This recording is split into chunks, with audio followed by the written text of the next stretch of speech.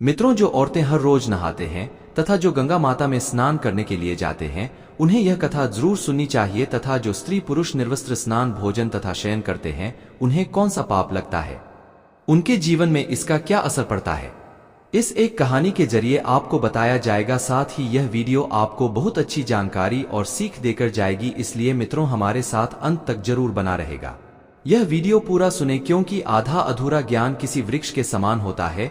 मित्रों, एक समय की बात है जब भगवान श्री विष्णु लक्ष्मी माता के साथ हरिद्वार में घूम रहे थे। तब लक्ष्मी माता ने देखा कि समस्त मनुष्य गंगा में नहा नहाकर गोते लगाकर हर हर गंगे कहते चले जा रहे हैं। मित्रों, जब माता लक्ष्मी ने देखा कि समस्त मनुष्य गंगा में नहाना आकर हर हर गंगे कहते चले जा रहे हैं, परंतु अंदर से सभी दुखी और परेशान है, हर किसी को कोई चिंता या फिर बीमारी लगी हुई है, तब लक्ष्मी माता ने बहुत आश्चर्य से भगवान विष्णु से पूछा और कहा, हे प्रभु, गंगा में इतनी बार स्नान करने पर भी इनके पाप और दुखों का नाश क्यों नहीं हुआ, इनके रोगों का गंगा में नहाकर भी निवारण नहीं हुआ। जब गंगा में अब कलयुग के कारण सत्यता नहीं रही, मित्रों, भगवान विष्णु ने मुस्कुराते हुए कहा, हे देवी लक्ष्मी, गंगा में तो वही सामर्थ्य है, आज भी गंगा पवित्र और पापनाशिनी है, परंतु इन लोगों ने पापनाशिनी गंगा में स्नान ही नहीं किया, तो फिर इन्हें लाभ कैसे हो, इन्हें कैसे इनके दुख दर्द से राहत मिल सकती है। तब लक्ष्मी जी ने आश्चर्य से कहा, हे प्रभु, गंगा में स्नान कैसे नहीं किया, सभी तो नहाकर जा रहे हैं, और तो और अभी तक इनके शरीर भी नहीं सूखे हैं, यह सब दृश्य हमारे सामने ही घटित हो रहा है। तब भगवान विष्णु ने कहा, ये लोग तो केवल गंगा जल में डुबकी लगाकर आ रहे हैं, हे देवी, मैं तुम्हें कल इसका रहस्य समझाऊंगा। ऐसा कहकर वे दोनों ही अंतर्ध्यान हो जाते हैं। मित्रों, वहीं दूसरे दिन अचानक से बहुत जोरों की बरसात होने लगी, सभी गलियां कीचड़ से भर गई। एक चौड़े रास्ते में एक गहरा गड्ढा था जिसमें चारों ओर से कीचड़ भर रहा था। तभी भगवान विष्णु ने लीला से एक ब्राह्मण का वृद्ध रूप धारण कर लिया और किसी विवश की तरह गड्ढे में जाकर ऐसे पर गए मानो कि जैसे कोई मनुष्य चलते चलते गड्ढे में गिर पड़ा हो और निकलने की चेष्टा करने पर भी न निकल पा रहा हो। साथ ही लक्ष्मी जी को उन्होंने यह समझाकर गड्ढे के पास बैठा दिया कि देखो, तुम लोगों को सुना सुना कर पुकारती रही कि मेरे वृद्ध पति अकस्मात गड्ढे में गिर पड़े हैं, कोई पुण्य आत्मा ही इन्हें निकालकर इनके प्राण बचाए और हम असहायों की सहायता करें। मित्रों, भगवान विष्णु ने लक्ष्मी जी को यह भी समझा दिया कि जब कोई गड्ढे में से मुझे निकालने को तैयार हो, तब इतना और कह देना कि मेरे पति सर्वथा निष्पाप पुण्यवान ब्राह्मण है, इन्हें वही व्यक्ति छुए जो खुद भी निष्पाप हो। यदि आप निष्पाप है तो ही ने हाथ लगाए, नहीं तो हाथ लगाते ही इनके तेज के कारण आप भस्म हो जाएंगे। मित्रों, लक्ष्मी जी तथास्तु कहकर गड्ढे के किनारे बैठ गई और आने जाने वालों को सुना सुनाकर भगवान श्री हरि की सिखाई हुई बात बार बार कहने लगी। उसी समय गंगा में नहाकर लोगों के दल आ रहे थे और उस सुंदर युवती को यूं बैठी देखकर कईयों के मन में वासना आया। आप और कईयों को कुछ धर्म का भय हुआ तो कई कानून से डर गए, तो कुछ लोगों ने तो लक्ष्मी जी को यह भी सुना दिया कि मंदिर मुद्दे को क्यों, उसके लिए रोटी है, तुम अभी तो सुंदर और बहुत जवान हो। वहीं कुछ दयालु चरित्रवान पुरुष थे, उन्होंने उस युवती के पति को निकालना चाहा, परंतु लक्ष्मी जी के विचित्र वचन सुनकर वे भी रुक गए, क्योंकि उन्होंने यह सोचा कि हम गंगा में नहाकर आए हैं तो क्या हुआ, हम पापी तो है ही, न जाने हमने जन्म से लेकर अब तक कितने पाप किए हैं, क्या पता गंगा मियाँ ने इतने सारे पाप धो डाले होंगे या नहीं, कहीं सहायता करते समय हम खुद ही भस्म न हो जाए। इस स्त्री के कथन के अनुसार पापी लोग खुद से भस्म हो जाएंगे। दिखने में ये दोनों कोई पुण्यात्मा लग रहे हैं। मित्रों, किसी का भी साहस नहीं हुआ, सैकड़ों आए, सैकड़ों ने पूछा और बस चले गए। अब तो दिन से धीरे धीरे संध्या हो रही थी। तब भगवान विष्णु ने माता लक्ष्मी से कहा, देखा देखो, आया कोई सच्चे हृदय से गंगा में नहाने वाला। इतने पवित्र गंगा में स्नान करने पर भी लोगों के दिमाग में अभी भी मैल जमा हुआ है। मित्रों, तब थोड़ी ही देर के बाद एक नौजवान ब्राह्मण में लौटा ली हर हर गंगे कहता हुआ नदी से बाहर निकलकर मंदिर की ओर जा रहा था। जब उसकी दृष्टि उस स्त्री पर पड़ी तथा उनका अपने विवशता का विलाप सुन युवक का हृदय करुणा से भर आया। उसने भगवान विष्णु को निकालने की तैयारी की, किंतु लक्ष्मी जी ने रोक कर कहा कि भाई, यदि तुम सर्वथा निष्पाप पुण्यवान नहीं होंगे तो मेरे पति को छूते ही तुम अपने आप जलकर राख हो जाओगे। मित्रों, उस युवक ने उसी समय बिना किसी संकोच के दृढ़ निश्चय के साथ लक्ष्मी जी से कहा, माता, मेरे निष्पाप तथा पुण्यवान होने में तुझे संदेह क्यों होता है? देखती नहीं मैं अभी गंगा नहा कर आया हूँ। भला पापनाशिनी परम तेजस्वी पवित्र गंगा जी में गोता लगाने के बाद भी कभी पाप रहते हैं?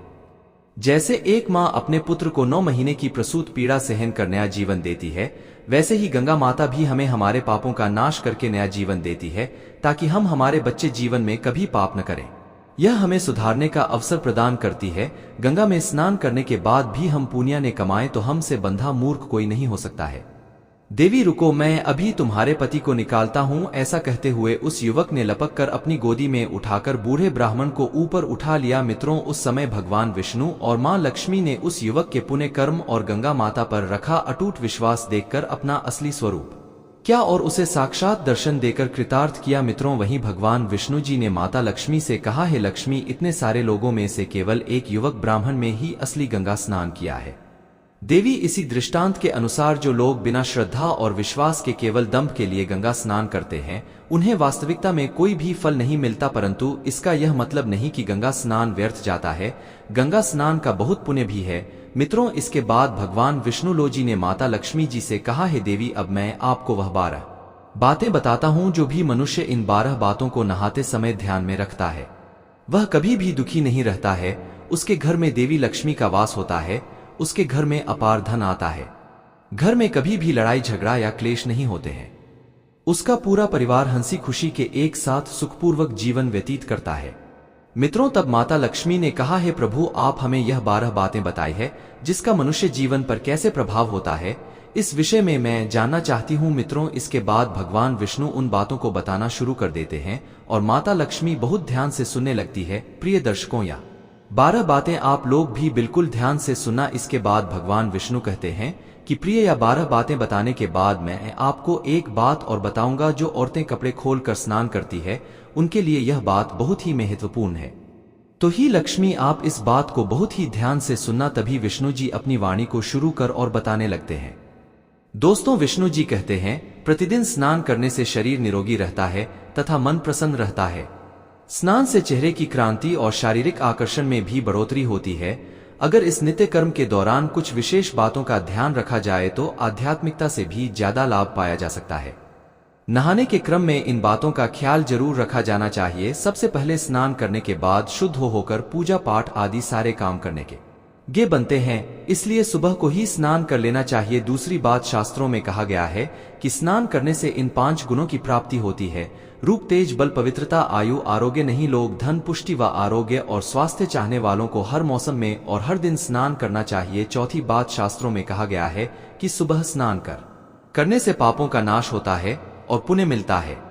ऐसा भी कहा गया है कि सुबह नहाने वालों के पास नकारात्मक शक्तियां नहीं भटकती, इसीलिए सुबह के समय स्नान करना ही उचित है। 5वीं बात, बीमारी की हालत में सिर के नीचे से ही स्नान करना चाहिए या गीले वस्त्रों से शरीर को पहुंच लेना एक तरह का स्नान ही कहा गया है। 6ठी बात, सुबह की लालिमा छाने से पहले ही स्नान कर लेना श्रेष्ठ माना गया है। 7वीं बातें, तेल लगाकर और देह को मल मलकर नदी में नहाना मना है। इसकी जगह नदी से बाहर निकलकर तट पर ही शरीर साफ करके नदी में डुबकी लगाना उचित है।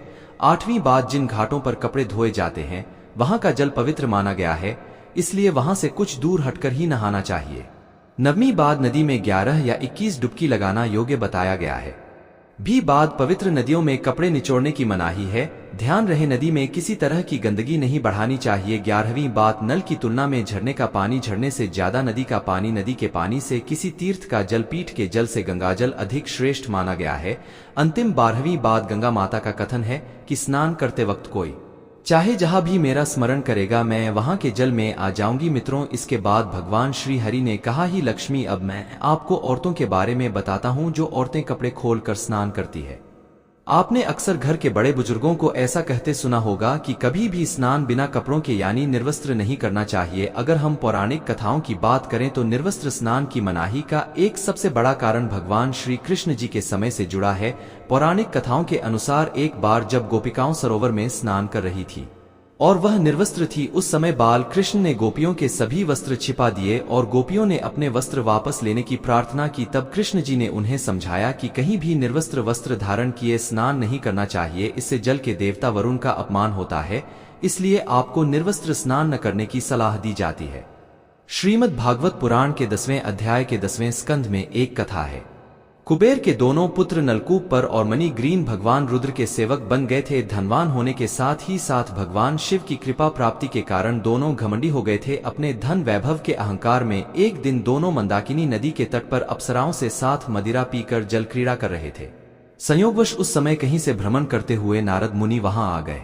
नारद मुनि को देखकर अप्सराओं ने शाप के भय से जल्दी जल्दी वस्त्र धारण कर ली। अप्सराओं में हाथ जोड़कर नारद मुनि का अभिवादन किया, लेकिन कुबेर के पुत्रों ने नारद मुनि की ओर ध्यान तक नहीं दिया और निर्वस्त्र जल क्रीड़ा करते रहे। कुबेर के पुत्रों का ऐसा आचरण देखकर नारद मुनि क्रोधित हो गए आए और उन्हें शाप दे दिया। नारद मुनि ने कहा कि अहंकार के कारण तुम दोनों का व्यवहार जड़ के समान हो गया है, इसलिए तुम लोग वृक्ष बन जाओ। 100 वर्षों के बाद जब भगवान श्री कृष्ण का अवतार होगा तो वह तुम्हें शाप मुक्त करेंगे। नारद मुनि के शाप से नलकूप भर और मणि गरीब अर्जुन वृक्ष बन गए।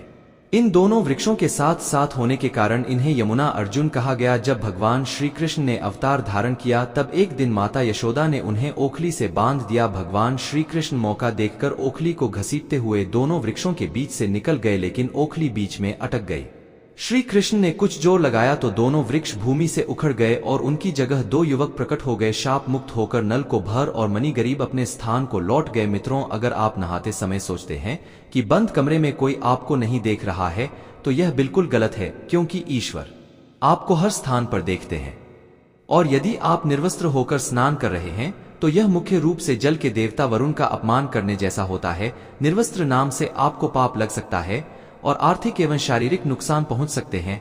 यदि आप निर्वस्त्र स्नान करते हैं तो आपके शरीर में नकारात्मक ऊर्जा प्रवेश करती है और आपकी मानसिकता भी नकारात्मक हो सकती है। इसीलिए हमेशा आपको यही सलाह दी जाती है कि आप नहाते समय कोई एक कपड़ा जरूर धारण करें, लेकिन बिना कपड़ों के स्नान न करें, तभी आपके लिए बेहतर होगा। मित्रों, निर्वस्त्र नाम से शरीर की सकारात्मक ऊर्जा शरीर से बाहर निकल सकती है और इसका प्रभाव आपके शरीर के साथ साथ आपके मन मस्तिष्क में भी होता है। वहीं दूसरी ओर गरुड़ पुराण के अनुसार जब पुरुष नाम करते हैं तो आपके पिता यानी मृत पूर्वज आपके आसपास ही मौजूद होते हैं। यदि आप निर्वस्त्र स्नान करते हैं तो आपको पितृदोष लग सकता है।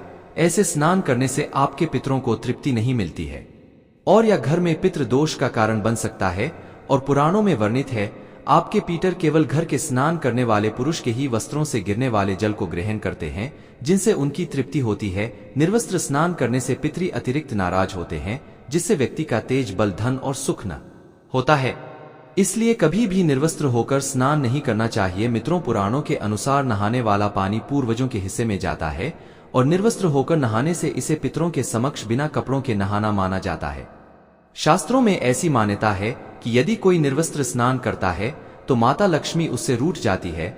इससे आपकी कुंडली में धन हानि के योग बन सकते हैं और आपकी आर्थिक स्थिति खराब हो सकती है।